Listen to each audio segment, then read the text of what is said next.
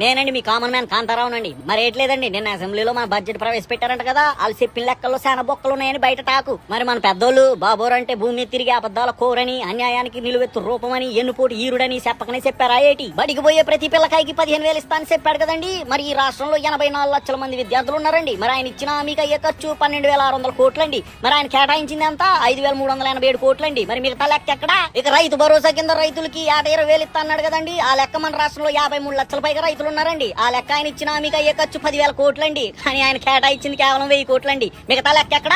ఒక్కో కుటుంబానికి ఏడాదికి 3 సిలిండర్లు అన్నాడు కదండి. ఆ లెక్క మన రాష్ట్రంలో 1,500,000 పైగా కుటుంబాలు ఉన్నాయండి. యావరేజ్ గా లెక్కేసుకున్న ఆయన ఇచ్చిన మీకు అయ్యే ఖర్చు 4,000 కోట్లండి. మరి ఆయన కేటాయించింది 895 కోట్లేనండి. మరి మిగతా లెక్క ఎక్కడ? ఇక 18 ఏళ్లు దాటిన ప్రతి ఆడపిల్లకి ఇస్తానన్న 18,000 గురించి, నిరుద్యోగులకి ఇస్తానన్న నిరుద్యోగ భృతి గురించి, మరి అట్టాగే మహిళలకు ఇస్తానన్న ఉచిత బస్సు గురించి అయితే ఆయన ప్రవేశపెట్టిన బడ్జెట్ లో ఊసే లేకపోయే. ఇక బాబోర్ని పవర్ రేంజర్ ని నమ్ముకున్నందుకు మనమంతా